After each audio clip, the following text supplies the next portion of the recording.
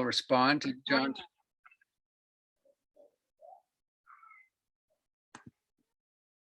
There you go. We're being recorded, and I'm going to introduce John and David now. And what's interesting about the lineup we have tonight of John and David is that John is a graduate with his PhD from the University of Notre Dame, and so is David. They're both graduates in the political science department. In fact, they both have the same supervisor at Notre Dame. David a little bit before John, but nevertheless, we thought it would make the possibilities of a good dialogue tonight. Now, John, I'll introduce now, and I'll say a few more words about David before he speaks. But John's been at the University of Lethbridge since the year 2000.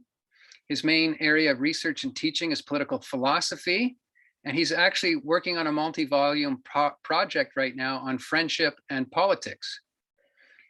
His interests are in political theory and everything related, whether it's literature, ideology, politics in North America, religion, civil religion, and of course, friendship.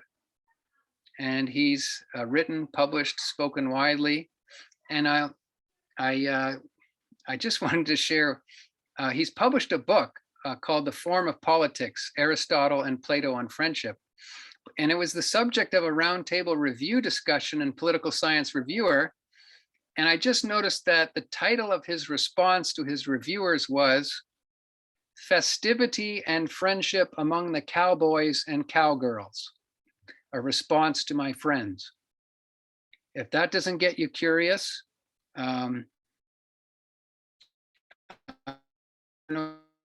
you'll be free to look that one up.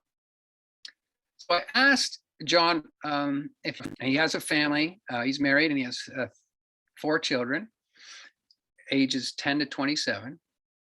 Now, he said most of his friends are from his undergraduate and graduate school days. So that's a testimony to the longevity of friendship.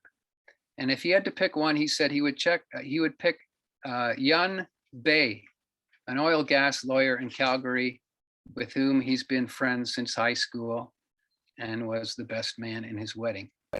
And speaking of his wedding, he says his wife has been a great partner and friend. And she also teaches at the University of Lethbridge, Alberta. And she's a chartered professional accountant. So marriage and friendship, an interesting thing to talk about. Marriage in friendship, how does that work? Maybe we'll talk about that more tonight. But for now, John, I'm just going to hand it over to you, and welcome and glad you're with us tonight. Thank you for that very, very kind introduction, Peter. And also thank you for inviting me to discuss our theme tonight, which is how Christian faith can inform friendships in the academy. As I begin, I would invite all of us here maybe to try to think of an example of a set of Christian academics and scholars, regardless of field, who nourished one another in friendship. How did their friendship assist them with the academic work? How did their Christian faith inform their friendship? For myself, I'm personally inspired by the friendship of St. Augustine and his friend Alypius. The latter was present at Augustine's conversion. Both experimented with different forms of friendship community together in their early lives as Christians, and both later became bishops in North Africa. Another well-known example of Christian academic friendship, of course, is that of C.S. Lewis, J.R. Tolkien, and the other Inklings. So we've been invited to consider how Christian faith informs our friendships in the academy. At one level, this is an obvious topic to explore given the state of the academy and society more broadly. Loneliness is increasingly seen as a major health crisis in terms both of physical and spiritual health. Our students suffered this intensely last year by having to learn and study on Zoom. Loneliness also seems related to the increased political polarization that's going on. The academy itself is divided against itself, subdivided into numerous insular disciplines, ideological cliques, and suffering the bureaucratic pathologies of organization man, where the administrators, not the faculty, are the ones most likely to interact with those outside their own disciplines.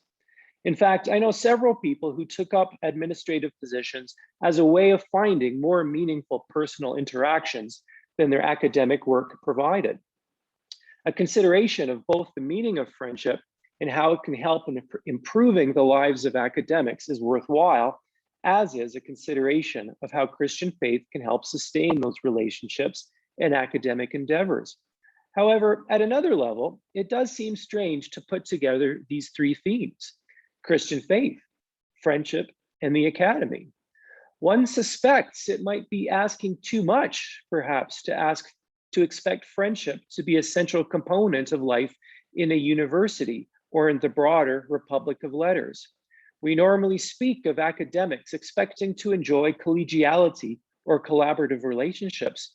We may wish to transcend these somewhat utilitarian relationships and to enjoy deeper friendships with our fellow academics, but it is unclear whether such deepening can be fulfilled in a purely academic setting.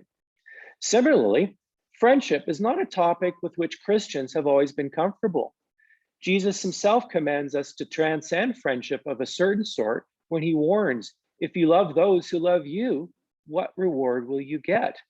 And is not the Passion story one of the failures of the disciples to help and sustain Jesus as friends ought? These scriptural admonitions on the limits of friendship historically have led Christians often to prefer other forms of relationships, including, first and foremost, charity, but also ones that are akin to, well, familial relations, including brethren or brothers and sisters in Christ. I want to suggest, though, that Christians have something to learn from and to teach about the idea of friendship and life in the academy. The other terms encourage us to focus too much on our relations with other Christians, while friendship invites us to consider ways that our lives and pursuits are shared with both fellow Christians and non-Christians in the academy. I also think that there is an insightful tradition of thinking about friendship within Christianity, and a good part of it includes the friendship practices of Christian scholars and thinkers that today we can learn from. So even noting the scriptural hesitations regarding friendship, they convey the sense that they share broad agreement with the classical world about its moral significance. The famous text that we heard from at the devotion has Jesus proclaim that greater love has no man than this, to lay down one's life for one's friends. He utters these words at the Last Supper, the Paschal feast he shares with his friends. The moral meaning, though not perhaps the prophetic meaning, would have been immediately understood by his friends because it had long been understood as the highest act of love one person could perform for another. Aristotle, the Greek philosopher, confirms this when he identifies the beautiful, selfless act as the aim of friendship. Indeed, the ideal of shared possessions of the church in the book of Acts, chapter 4, finds its counterpart in the aphorism of Pythagoras that friends share all things in common, which forms the basis of Greek and Roman political ideals. These ideals are celebrated in diverse sources, including Plato, Aristotle, Cicero, and also further abroad in the older Mesopotamian Epic of Gilgamesh, and also in the Analects of Confucius in the classical Chinese world. It is perhaps noteworthy, especially at these days, that the first European to publish a book in China was On Friendship by Jesuit Matteo Ricci at the end of the 16th century, which he wrote at the request of a Chinese prince. This suggests that there is something perhaps ecumenic about friendship. It is not so much that Christians should reject these non-Christian exemplars, but that Christian faith brings them into a more perfect completion. An example of this view is Augustine, who was very much inspired by the ideals of the classical world, but concluded that, quote, friendship is genuine only when you, God, bind fast together people who cleave to you through charity poured abroad in our hearts by the Holy Spirit. So Augustine reminds us that we cannot do it on our own. Even so, I wish to share with you an important passage from Aristotle's Nicomachean Ethics, where he describes the crowning experience of friendship, that of friends contemplating the truth together. This ideal finds its way into Christian thinking about charity, and it also provides us contemporary academics an ideal of what our own vocation is about. So let us listen to Aristotle. He writes, one's being is choice-worthy on account of the awareness of oneself as being good, and such an awareness is pleasant in itself. Therefore, one also ought to share his friend's consciousness of his existence. And this would come through living together and sharing conversation and thinking. For this would seem to be what living together means in the case of human beings. Like the Christian mystics, Aristotle thought that contemplation is the highest activity that we human beings can perform. We can have all the wealth and prestige the world has to offer, but our lives will be empty unless we can share our lives with friends. Love is superior to all else, and loving is superior to being loved. The highest things friends can share with one another are intellectual goods, like seeking truth together, because our minds are the highest part of us, and because the goods that our minds seek are the most shareable of all.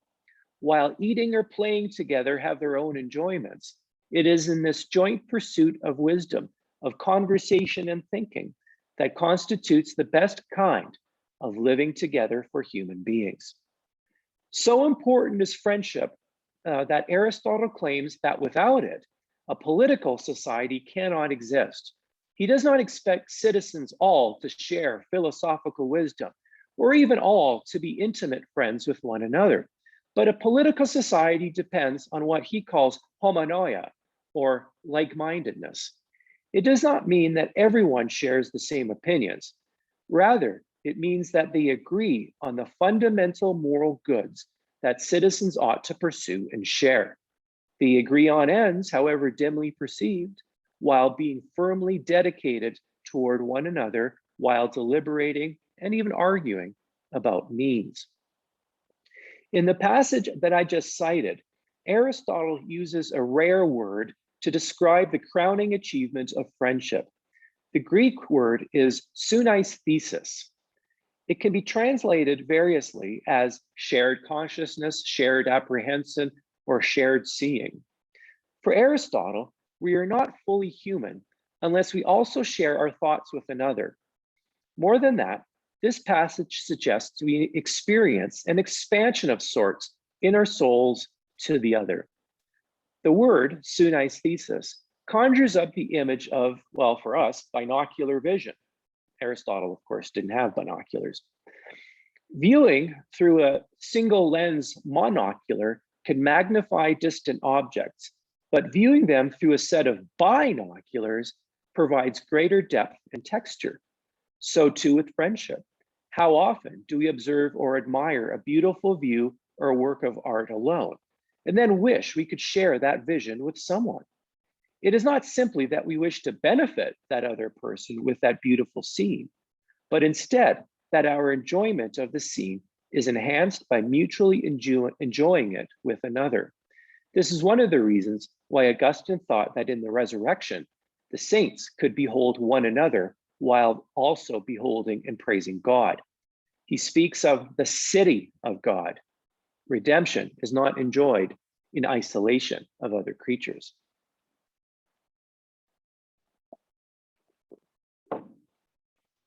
So far, I've spoken about friendship as an aim or end or purpose of moral and intellectual and spiritual striving.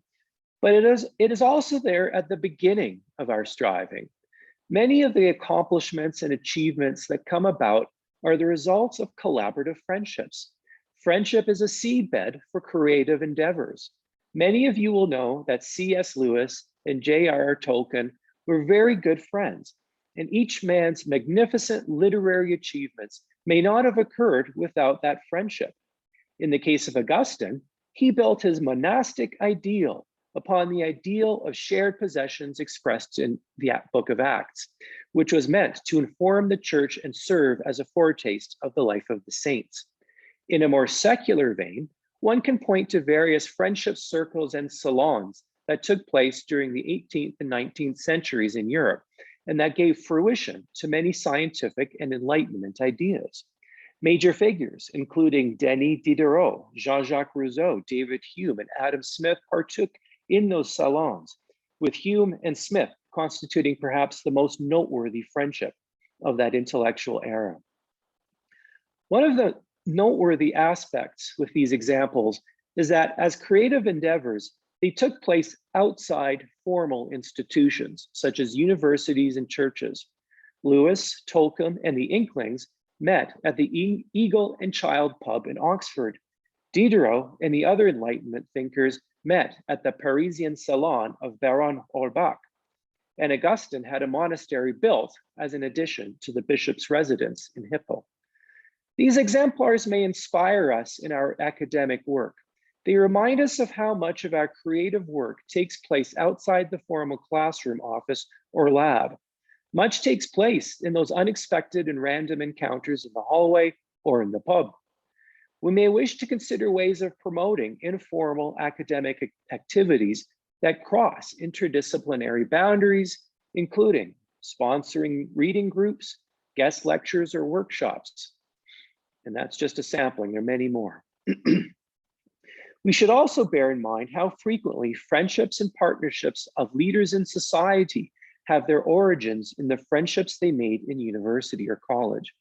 It seems that those youthful experience of what Aristotle calls synaesthesis place their imprint on the souls of friends for years to come and provide a source of intellectual and moral creativity. Our own time here together is but one example of how an informal or somewhat informal and interdisciplinary common inquiry into our topic. While I don't wish to denigrate the importance of institutions, these examples suggest how much what goes on inside those institutions depends upon what goes on outside. This suggestion fits with how Augustine, Aristotle, and others have thought about friendship. Friendship is a moral practice that takes place inside of our institutions because it is within those institutions that we meet and nourish our friendships. Our institutions provide shelter for our pursuits and even help to form them. This is true of the workplace, but also true of our political societies, which provide the peace, good government, and laws that offer the shelter for us to pursue our friendships.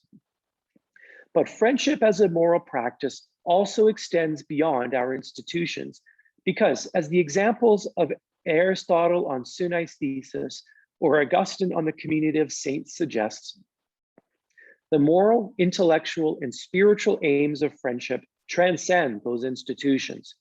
Friendship transcends politics, which is why friendships suffer when every topic in life gets reduced to politics. One of the reasons our contemporary politics is so polarized is that despite public cynicism about politics and politicians, we actually have difficulty conceiving of moral goods that may be higher than politics. This leads us to treat all other pursuits, including the academic and the moral, as essentially political, and in terms of a zero-sum war between forces of light and forces of darkness. But Christian faith and classical philosophy with which it is in conversation remind us that goods like friendship transcend politics. Aristotle notes this when he says that citizenship or homonoia is like friendship. Our relations with other citizens take their bearings from a higher analog in the synesthetic friendships that Aristotle admires. And political society derives from the creative friendships of its founders. For example, Canada perhaps would not exist without the creative friendship of John A. Macdonald and Georges-Étienne Cartier, as well as the earlier friendship of Robert Baldwin and Louis Hippolyte Lafontaine, who established, the two of them, responsible government. Similarly, the United States perhaps would not exist if not for the collaborative friendships of its founding generation, George Washington, James Madison, Alexander Hamilton, Thomas Jefferson, and John Adams, with the latter two being perhaps the most famous friendship.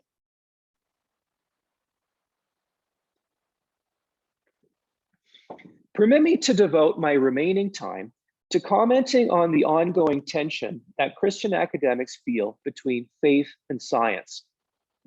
I sense Christian academics often befriend one another as a kind of defensive reaction to a general secular hostility toward faith that exists in the modern academy.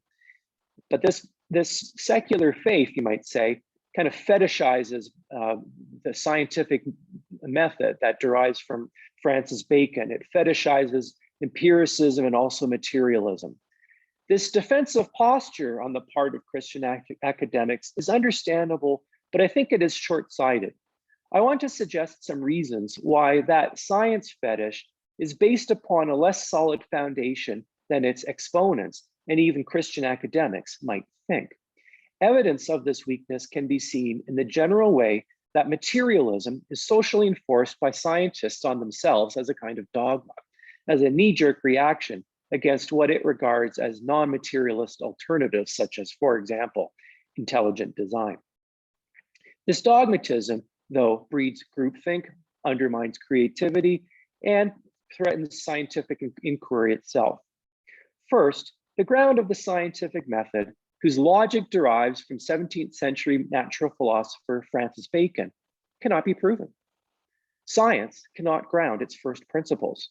Defenders of the scientific method point to the accumulation of evidence as evidence of its truth. But this claim entails a leap of judgment. We must stand outside of the act of gathering evidence to render judgment upon the act of gathering evidence, which science seems incapable of doing. And so it seems incapable of rendering an account of the standpoint that can justify itself. Some of the more recent efforts to do so reveal inordinate ambition in their willingness to explain science as seeking or even replacing the mind of God.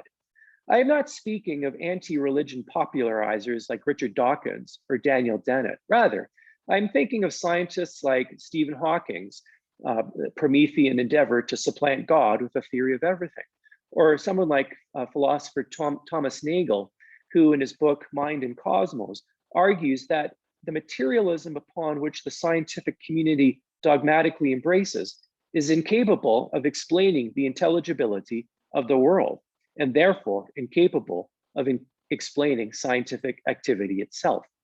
Nagel presents the interesting argument that materialism cannot explain the appearance of life, nor consciousness, nor value, and of course can't explain the activity of science itself.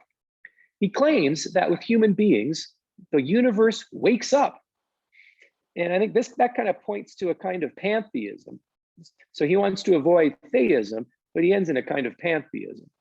So modern science is no longer aiming to read the mind of God as the early modern scientists did, but rather perhaps to be the mind of God.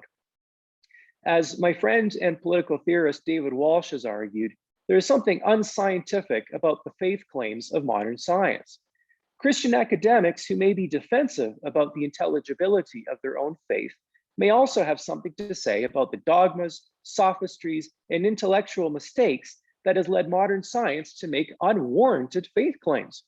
These claims share something in common with rivals that Christians have long confronted in their past, including examples of pantheism, Latin Averroism, and Gnosticism. Christians, though, understand that genuine faith has indeed an intrinsic link to truth. Unless you believe, you will not understand, says Augustine. Second, science is not an artifact out there somewhere, but it is conducted by persons, and those persons we call scientists. Strictly speaking, science exists only within the minds of scientists, collaborating, conversing, and perhaps even enjoying synesthetic friendship with one another. Before there is science or a scientist, there is the person who is the condition of science. It is noteworthy that we can actually point to the invention of the term scientist to a group of Cambridge academic friends who lived in the early part of the 19th century, and these included William Whewell, Charles Babbage, John Herschel, and Richard Jones. They were referred to as the Philosophical Breakfast Club, and they're lifelong friends because their breakfasts date back to their Cambridge student days. So again, Here's an example of some of the most creative scientific minds of the 19th century who met at Cambridge. Whewell invented crystallography, mineralogy, the study of ocean tides, and mathematical economics. And he also held the powerful position of master at Trinity College. Babbage's mathematical genius created one of the first computers. Herschel continued his father William's astronomical work, and Jones shaped the field of modern economics. Indeed, one cannot help but be impressed how much civilizational energy derived from the friendships that existed at places like Cambridge and Oxford. These places were social clubs as much and perhaps more than they were places of learning. The scientific societies that individuals like Whewell founded, including what is now the British Science Association, were also as much social clubs as they were instruments for the advancements of science. In fact, during their day, they were lampooned by the press for the amount of venison that was consumed at their meetings.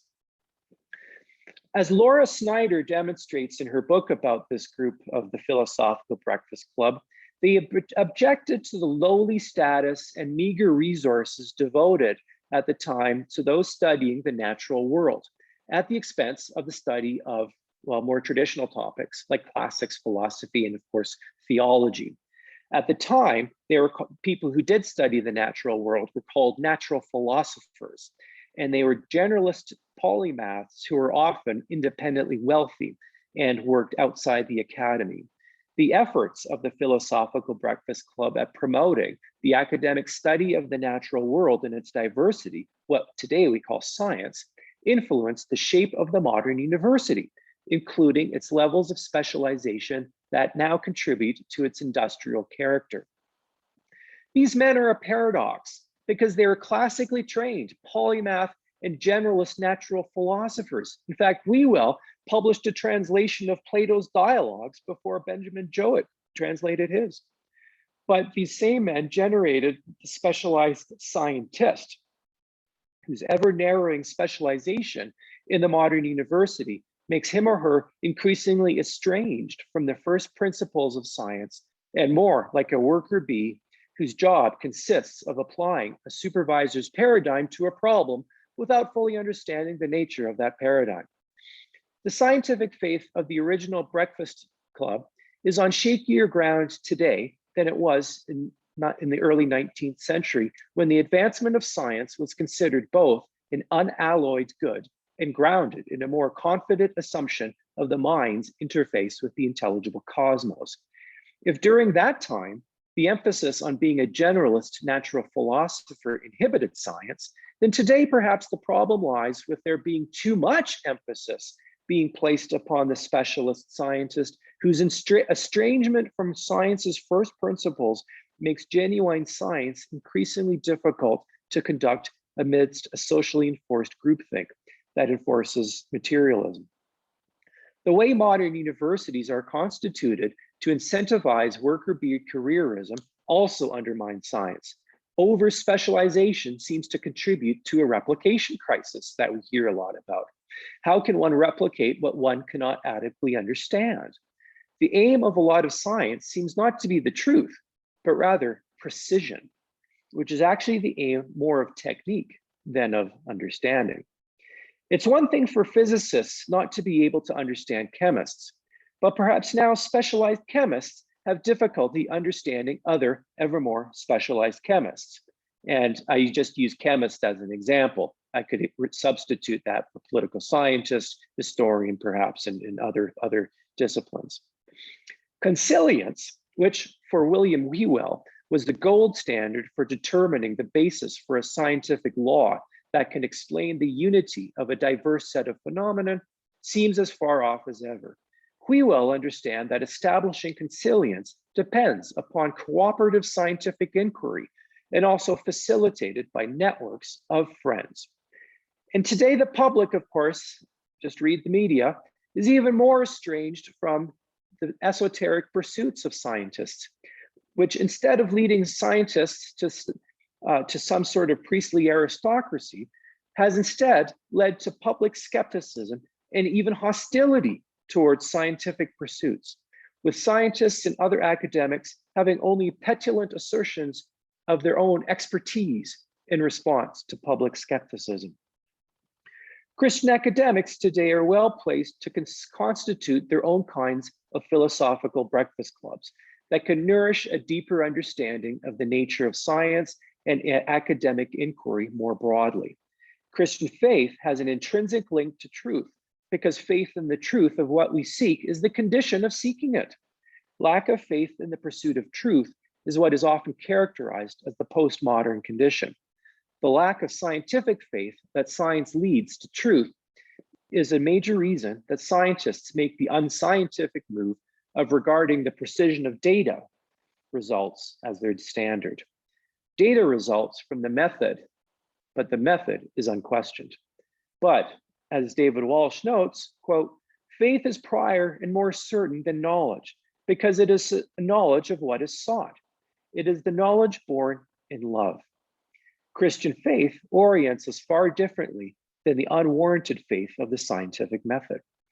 Christians can recapture some of the interdisciplinary and personal modes of inquiry that have been lost in the industrialization of knowledge in the modern university.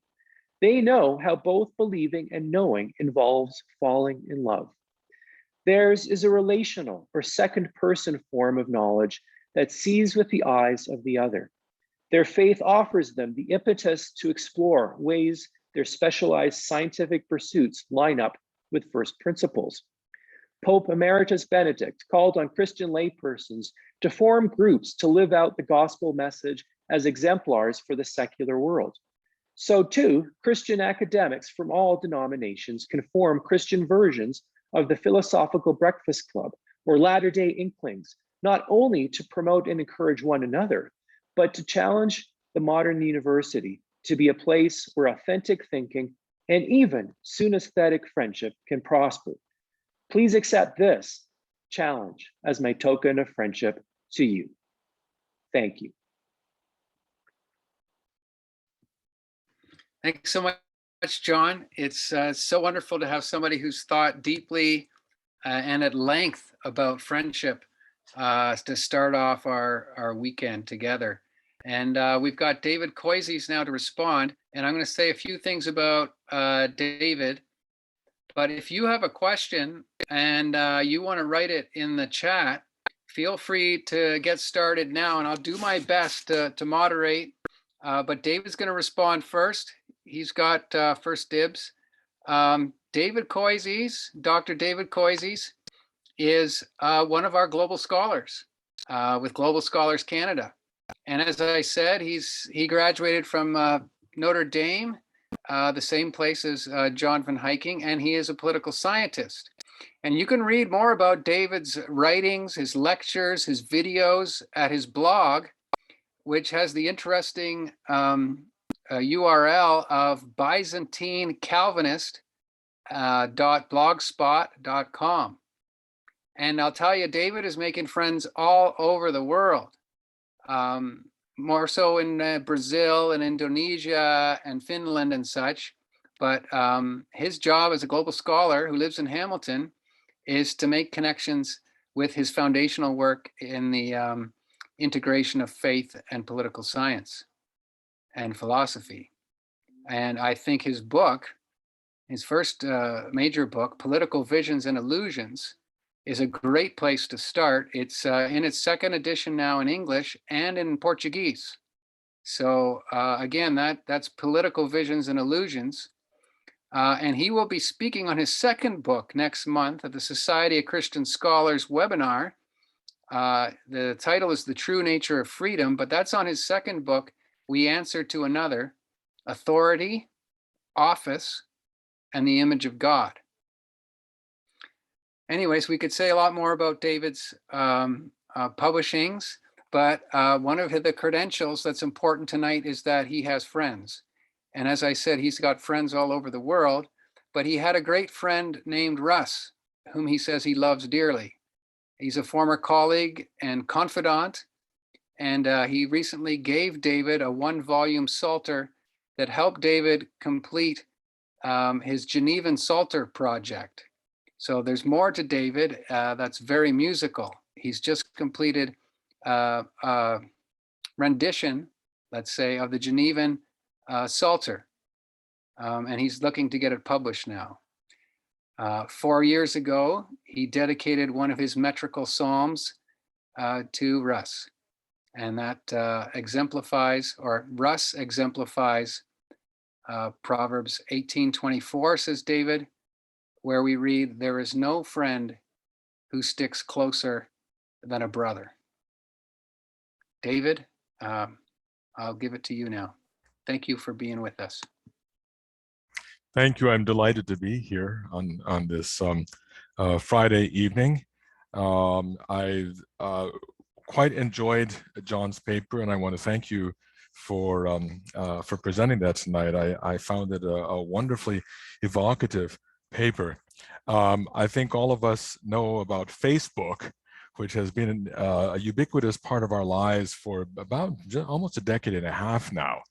And I don't want to say that it's exactly reshaped our lives, but it has put me in contact, almost continual contact with friends and relatives around the globe. So my father was born in the island of Cyprus, and I'm constantly seeing things that my Cypriot relatives have posted, from one moment to the other. I didn't grow up with these relatives; they were far away. I grew up near Chicago, but now I'm in contact with them in a way that I could hardly have imagined 20 years ago, and I think that's good. But there are also these rather cute, in an annoying way, things that Facebook does, to celebrate the so-called anniversary, the friendversary. I've sometimes thought that friendversary is kind of a cross between a friend and an adversary, but that's not the way that they look at it. And they'll say underneath, they'll have this little video of you and this other person, and they'll say, "Life is better with friends." So I suppose we're supposed to get all warm inside and think, well, it's yeah, that's kind of cutesy, but there's something profound about that, and unfortunately, I'm not sure that Facebook is making as much of it as it actually could, because friendship is something that we all need. That I've in recent years I've come to recognize the huge importance of friends. I know of people whose parents moved them around when they were growing up so much. Military families, this is the case. People who have been transferred to another corporate office, and they find themselves uprooted from friendships that they had barely started getting into a few years earlier. And so from one year to the next, from maybe every 3 to 5 years, they find themselves uprooted and having to start over with friendships. And that's not conducive to having lifelong friends. I rather like reading Marilyn Robinson's books on about Gilead. Gilead is the only one that I've made my way through fully. It's an excellent novel. If you would read that, I would heartily recommend it. But about the friendship between the two ministers in town. One is the Congregationalist minister, John Ames, and his best friend, Robert Boughton, who's a Presbyterian minister in the same town. And they go back from to the turn of the 20th century, and the novels are set mostly in the 1950s, as far as I can tell. And to have a friend for half a century, someone whom you've spent virtually all of your life, that's difficult for us to imagine nowadays. The importance of friendship, I think, is can hardly be overestimated, and it makes me wish that I were better friends with the author of this paper that was just read tonight. And I've seen him at various conferences and so forth, but now I wish that we knew each other a lot better than we do. So I think friendship is something that's very important to all of us, and it's only when we find ourselves alone for whatever reason that we recognize that we need other people as much as we do. Now, I think that there are several factors that combine to make friendships more difficult today to form and to sustain for the long term. And I want to mention two in particular. One of these, I think, has come about as a result of the huge influence of liberal individualism over the last few centuries, beginning with Thomas Hobbes, John Locke, who had such a huge influence on Thomas Jefferson and the founding generation of the American polity, updated in the late 20th century by such figures as John Rawls. But the idea that somehow we are rationally calculating self-interested individuals, and that every relationship that we enter is to try to gain something out of that relationship for ourselves. There is a certain variety of liberalism that puts a huge emphasis on the marketplace of ideas. Everything becomes a kind of market transaction, and it makes it very difficult for us to think of ourselves in terms of a communion with another person, another soul, I'm tempted to say, if we understand that there's a certain depth to the communion that two or more people can enjoy with each other. We are not rationally calculating self-interested individuals. That's simply not who we are. There may be that element to our lives within society, yes, but that's a very reduced understanding of what human beings are and their relationships. Because if I think of my wife and my daughter, when they're going through tough times, I go through tough times with them as well. It's not simply for what I can get out of them, but I am dedicated to them to such a large extent that I would give up everything for them because I love them so much.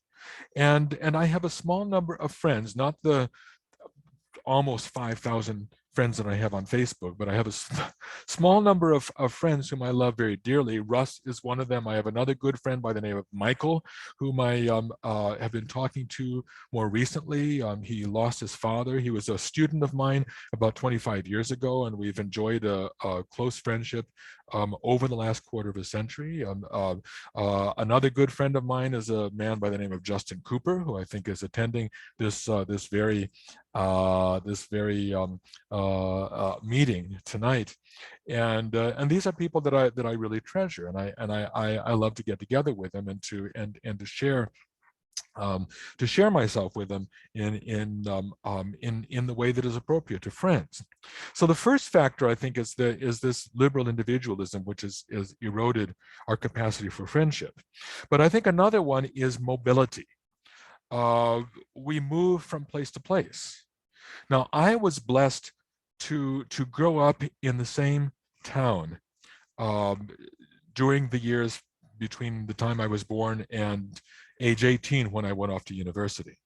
So, I have maybe a few friends. I didn't have a lot of friends outside the family. I grew up in a large family, so it was obvious that many of my friendships would be within that family. But some of my closest friends are those that I made in university, in graduate school, and also as colleagues at the institution where I taught for 30 years. I've lived in Hamilton for just over half my life. It's almost 35 years, and I love the fact that our daughter has been raised in one place, that she has friends, that she's part of a larger community, multiple communities, in fact, including a church community. And I think that's very important. And I think in a society where people are constantly on the move to chase opportunities whenever they might arise, they may be advancing themselves in terms of their career. They may be making more money, but they may be impoverishing their own lives and the lives of their family members as well, by being so willing to move around. And all of this then contributes to this epidemic of loneliness, which John speaks of in his presentation. I was doing a little bit of research and found out that in the United States right now, I couldn't find similar statistics for Canada, but in the United States, there are about 35 million single person households. 35 million, that's almost the entire population of Canada in terms of human beings. But now we have 35 million single person households in the US, up from about 7 million in 1960, the year that I started kindergarten. This is not only a rise in numbers, but it's also a rise in percentage. So in 1960, about 13% of households were single person households, and that has now risen from 13% to about 27%. And that's just over a quarter of households are single person households. How are these people getting along? Who looks in on them to make sure that they are all right? You know, if somebody dies in your household, you know it immediately. If you are living alone and you die, it may be some time before somebody finds you. So at the very end of life, you may be alone as well. And I think we're seeing very likely more of that today than we have ever seen in the past. And then I also want to affirm something that John said about what goes on outside the formal structures of the academy contribute to what goes on inside the academy. And he mentioned the friendships of the famous friendships of the Inklings, C.S. Lewis and J.R.R. Tolkien, and so forth. And I think there is something there is something right about that.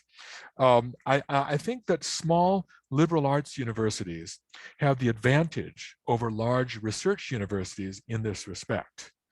For 30 years, I taught at a small institution where there were constant dialogues across disciplines, something that you probably would not find at the large research university down the hill from where our family lives here in Hamilton.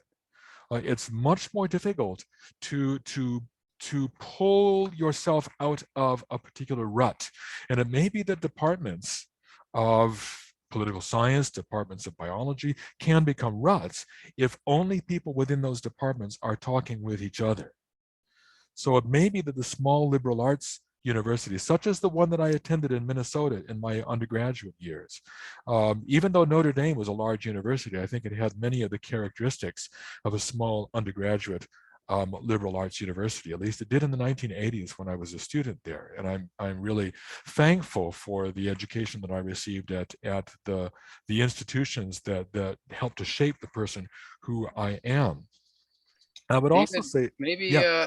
maybe we could round down and then shift to some questions, and more of your stuff will come into the question time. Yeah, I'm almost done. Okay, all right. Yeah, that's right. Yeah, I want to say something about another friend of mine whom I mentioned in the acknowledgments to my book, Political Visions and Illusions. A fellow by the name of Doug Johnson, whom I met as an undergraduate, and in many respects, because of the conversations with him, books that he lent me, that friendship, probably more than anything that happened in the institution, helped to send me in the direction that I eventually followed in my studies, and in large measure, he's responsible for where I am and what I'm doing right now.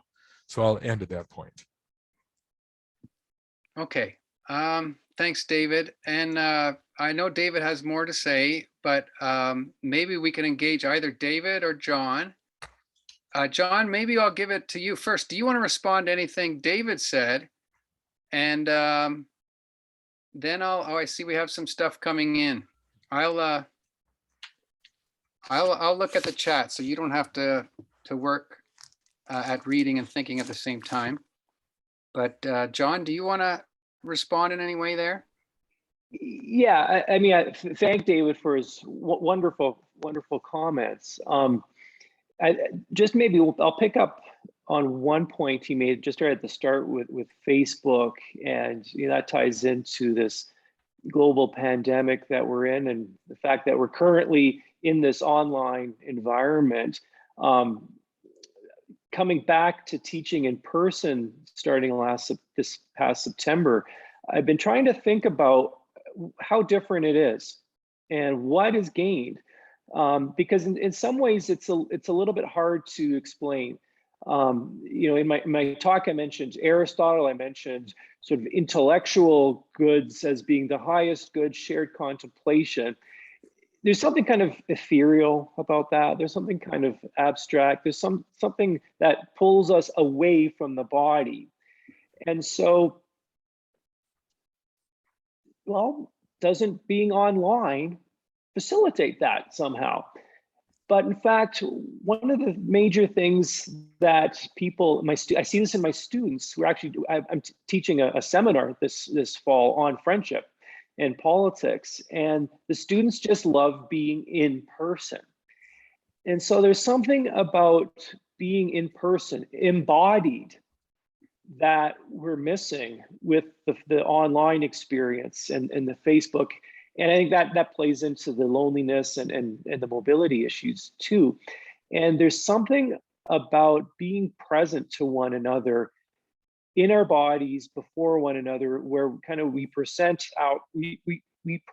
ourselves, we present our persons, which are always present but also hidden at the same time. So that's why we converse, because we can't reveal everything at once. Everything's kind of taken over a period of time, and it's a back and forth. And so I've been kind of struggling to try to think of how important it is actually to share embodied friendship, which is in some ways the flip side of what I just said about Aristotle. Yes, I think that's so important. The Greek dualism, getting beyond that and prizing, like Jeremy has a question about bodies, I think. And he says the requirements for labor and the labor market, and I would add the technology that seems to require some people to could you comment on that as another issue that's making it hard to make friends today, especially for a certain class? Well, I think it certainly aggravates what's present. I mean, my thinking on the individualism question derives from, I get a lot from the French thinker, Alexis de Tocqueville, who wrote this wonderful book, Democracy in America. And he notes, we get this word individualism. Tocqueville did not invent it, but he was pretty close to when it was invented.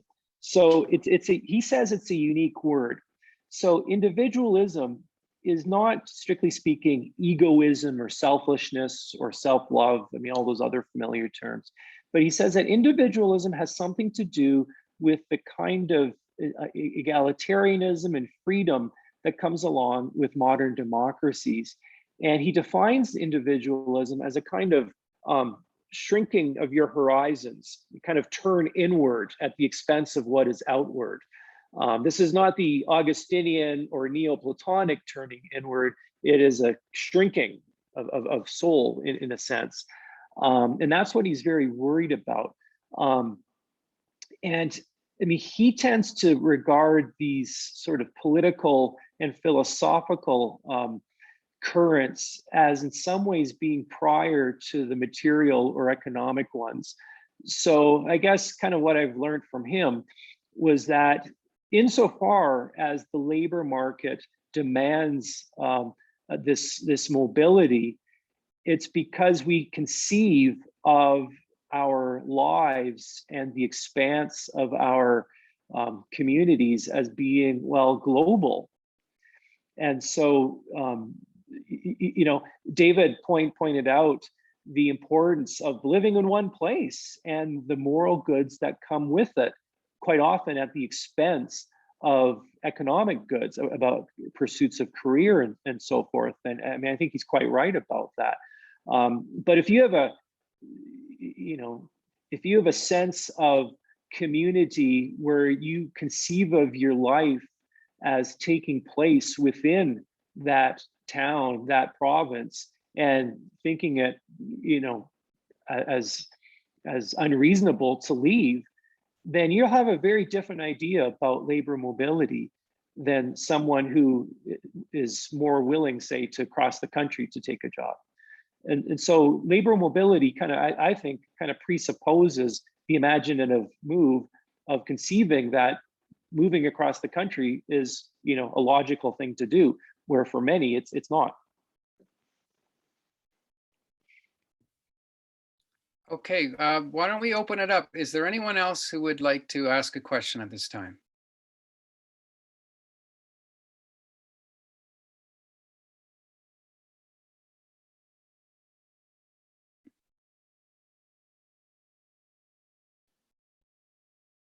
I can Deborah? respond to Deborah Bowen's question regarding the goods of technology with friendship. Yeah, David mentioned reconnecting with long lost relatives, and I've enjoyed Facebook's reconnecting with long lost friends and relatives as well. I think it's kind of a generational thing too.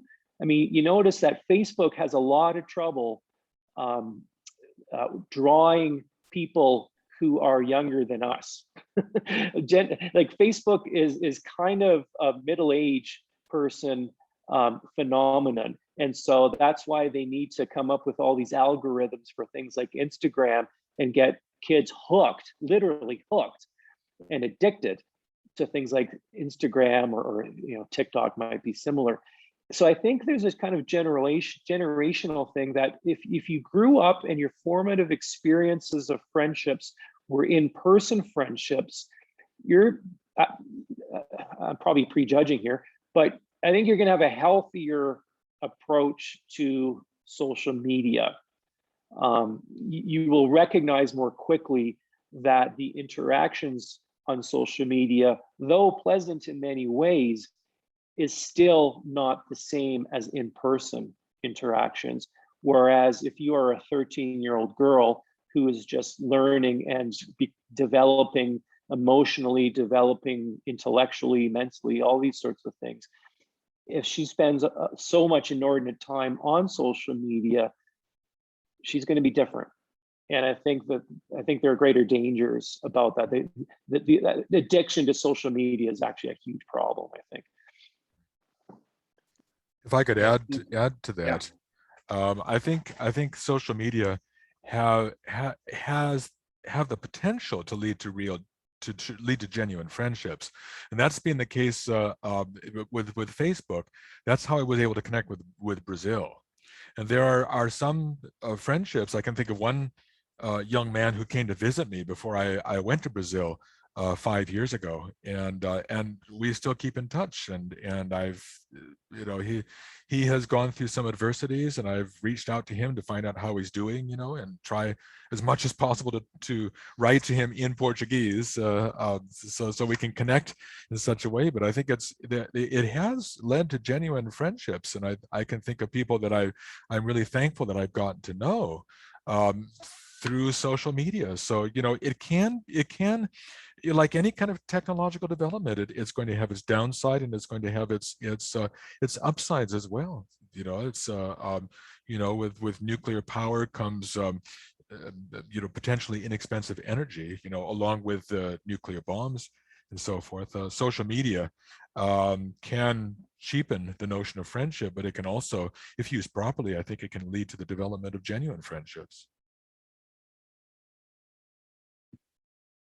Anyone else with a question? I know, John, there's some scientists in our audience, and I don't know if they think you were picking on them or something, but maybe you could tell us why you chose to talk about science and the hostility that we often experience from a certain sector of the scientific discipline. Yeah, well, I wanted to make this outside my discipline as well, and make it as cross-disciplinary as possible. And of course, by science, I'm also including the social sciences and you know, the humanities too. So it's sort of a target on a secular worldview, you might say. And what I was trying to do was trying to kind of think about the science not so much as kind of the results or an ideology of secularism and whatnot. I think science is much more, has to be much more than secularism. But at the same time, there's a kind of practice of science that I think all of us as academics can appreciate, and we all have a kind of take part in it at some level. So I wanted, my examples were from the physical sciences like chemistry and so forth, mostly to kind of signal to our scientist friends that I wasn't just here to talk about political theory. But at the same time, what I say about science, I think what I'm trying to include the various strands of science, including the social sciences, of which I'm dealing with too. Yes, thank you. I'm very glad you did that. We are trying to be a multidisciplinary gathering, and it looks like one scientist has been drawn in here. Ross Van Vuren has a question. Can either of you elaborate on why you think it's important for Christian academics to build friendships further afield and with those of other worldviews or religions in a non-utilitarian way? And I think that's a reference to evangelism, perhaps. Well, we can learn something from our non-Christian friends, certainly. And so friendship is always a risk. And by befriending someone, quite often how they understand themselves and how we understand ourselves can quite often change, because our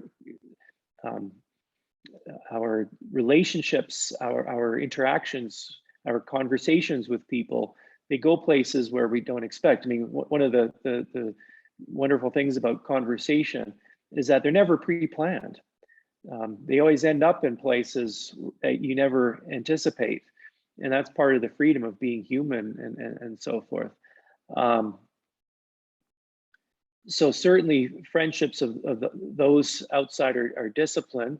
But I mean, I teach at a public university, which has a range of perspectives. There are several Christian academics at my universities. There's various sort of agnostics. And then you have the various, I would say, more aggressive secularist types. The people in the middle, I get along with just fine. And we have lots to talk about. And some of them I consider my very good friends. The more hardcore secularists are kind of hard to get at. I'll certainly admit that. Yeah. I hope I address Ross's question.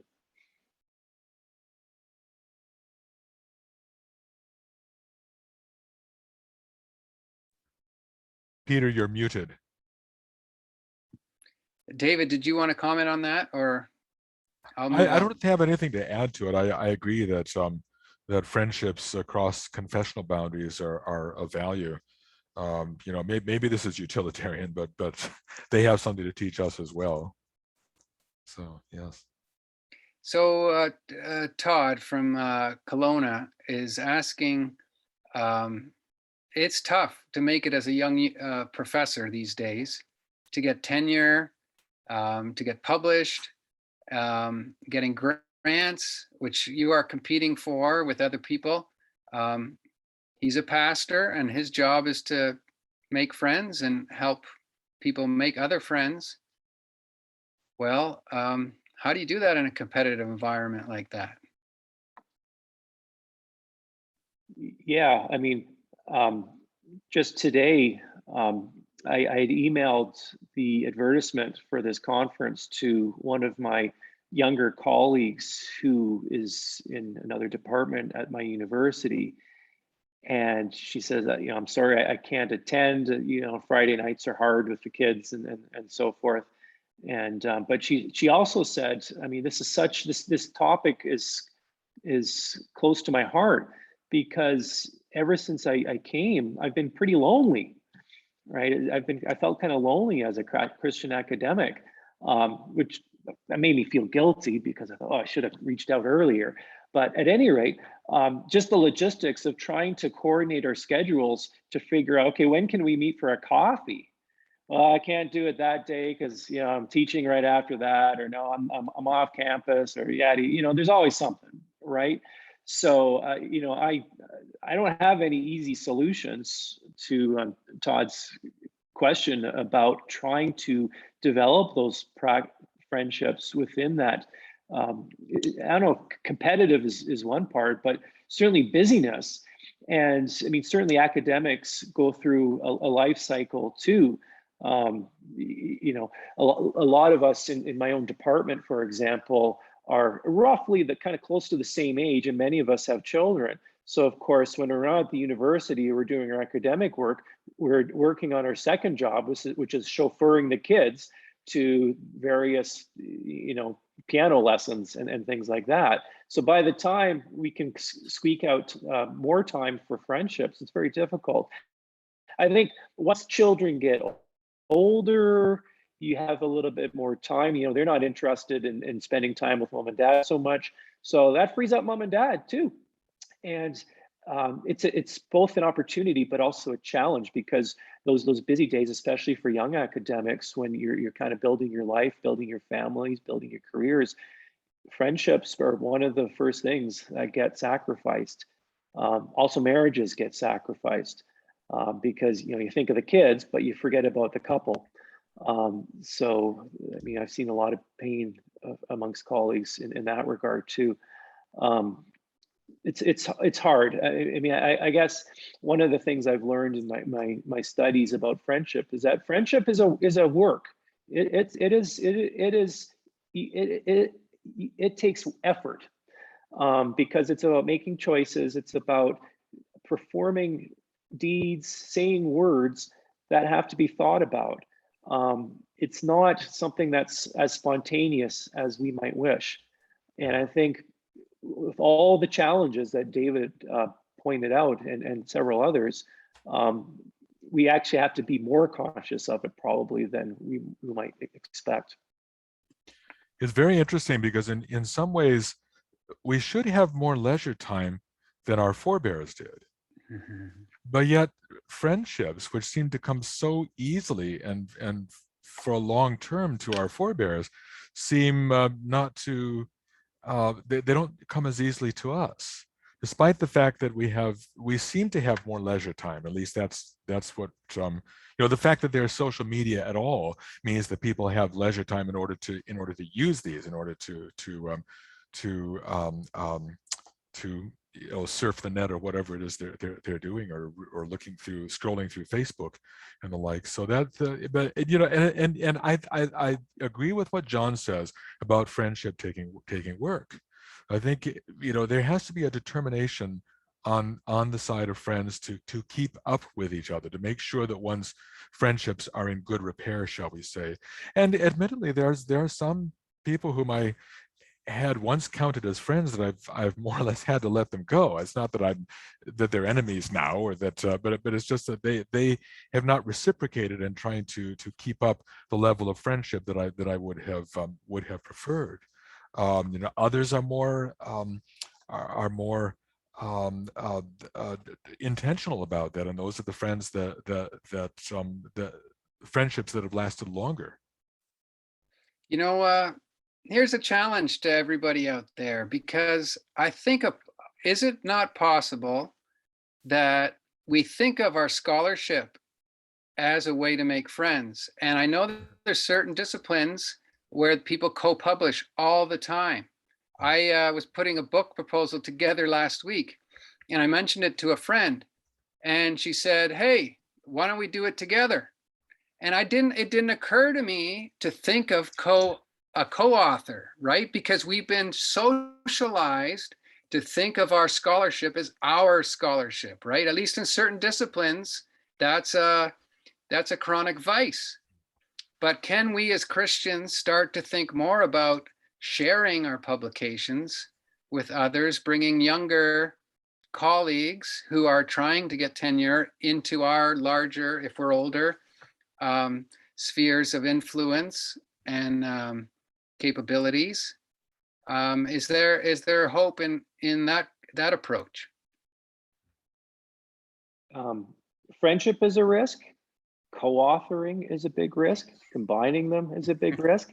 I'll just say that I've edited and co-edited several volumes, and all of them have been with longstanding friends.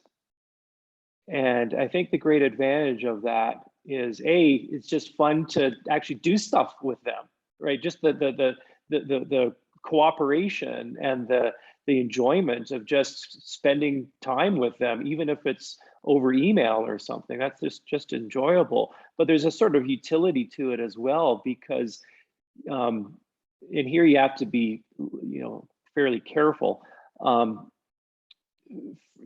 Friends can be more freewheeling with one another, and there's a greater element of trust and giving.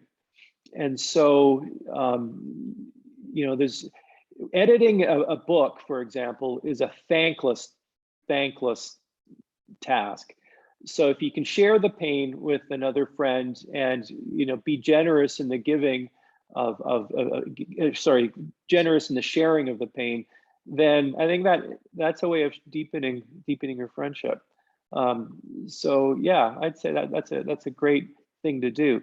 You got to be careful though, just as you're careful with picking who your friends are. You have to be careful who your co-authors are too. Well put. All right. There's a comment from James, and then a question. I think this is about cultural differences in understanding what it means to be a friend. From Iris. What's the difference between friendship and being a good neighbor?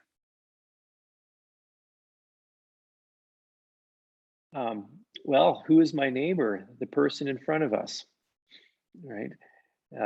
Augustine has this great passage in a few of his writings where he says that our neighbor is, in a sense, they're chosen by lot. We don't choose our neighbors, they're there, and that places upon us an obligation to love.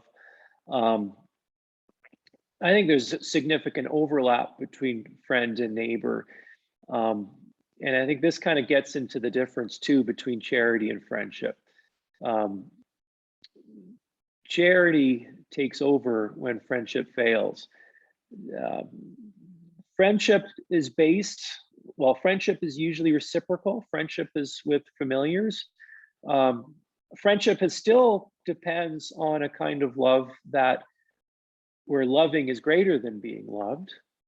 Aristotle has this very moving example of kind of the paradigm of love. And he says the paradigm of love can be found in the mother who, for whatever reason, is unable to receive the love of her children back. So I don't know what happened in his life or what incidents he observed, but it strikes me as a very painful example that he has in mind, and I think that's what he means. But at any rate, charity is there when friendship falls short. Charity is the love that we give and prepares us for nails in response, right? So I think that's why right after Jesus proclaims his disciples are friends, he still says, I command you to love one another. So even when you're failing at loving one another, don't forget my command, right? So I think that kind of gets maybe at the friend-neighbor distinction a bit. James's question is fascinating. I don't really have any good answers to that, but considering the over dominance of work in people's lives, as society, as church attendance drops, as people become more lonely, the workplace actually becomes we become more dependent on the workplace as our places of socialization. And of course, that's also pretty dangerous with all, um, codes of behavior and employees and so forth. So in some ways, it doesn't surprise me. I mean, I thank James for his comment, because what it suggests is that with so many people kind of dropping out of work rather than doing online, they're finding other stuff to do. And who knows where this will go, right? But maybe they're finding other forms of socialization. I hope they're not spending their time playing video games all the time.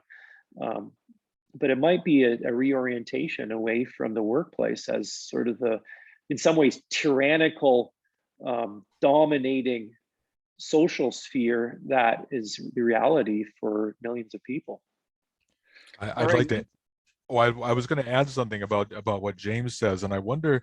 I've heard of so many people who are now working remotely, but that means they don't have to leave the communities that they are in, or they can return to the communities where they are in. I have a nephew who's working for somebody in Washington D.C., but he's living in the same small town in Michigan where his parents and other friends are living. And I think that's something that's more possible now. And I think it may be that the pandemic has accelerated this remote working. It has its negatives, but I think there may be a genuine positive that comes with that as well.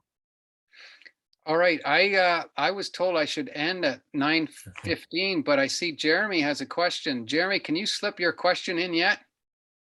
I'll be really quick. I'm just curious.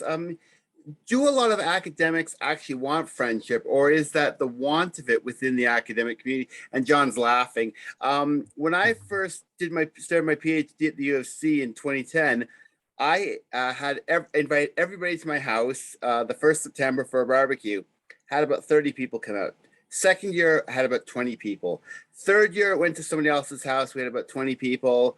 Fourth year, it fizzled out, and I could never get anybody interested in doing anything after that initial barbecue. I've reached out to academics in other departments who are doing research I was interested in to get to know them, to try and build a friendship with these people, and there was no interest. I tried to reach out and do friendship within other departments, and I sat on our graduate council for literally my 7 years, and it was just, I sometimes felt hitting a brick wall would have been less painful. Yeah, friendship gets in the way of your career. Maybe. I don't know. John or David, do you want to take a 15-second or so, 30-second last words? Yeah, I think there's something about the modern academy that certainly, for all the reasons indicated, promotes that kind of behavior. I think there's something about the contemplative life too, generally, that we need our time for our inner dialogue, and we need quiet. And maybe the modern academy sort of pushes that pushes us more into that direction, so that we'd rather have solitude a lot of the time than the kinds of interactions that you have.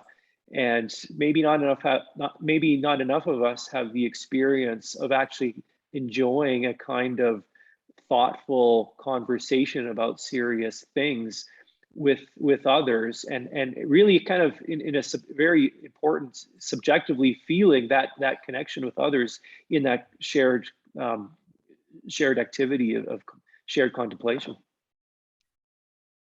I think there's the problem that the contemporary university can be a very isolating environment, but then there's also the element that there are some people who are maybe they're more introverted and they prefer to be in a socially isolated environment. So it may be simply the mix of personalities that you have at the institution.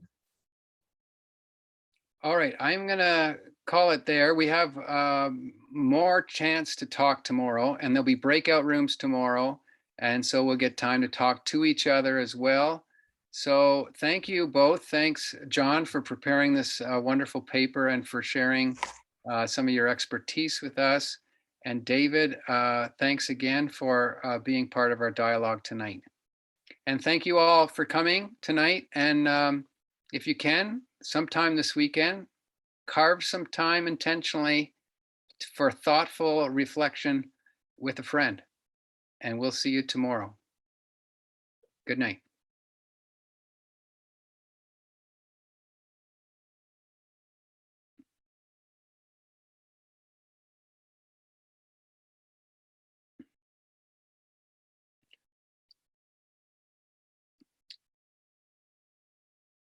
All right. Planning Committee. My apologies. It's been a crazy day for me with a broken computer, but I think I made it sort of on time there. I didn't mean to make you nervous. What's thoughts, responses to how it went tonight?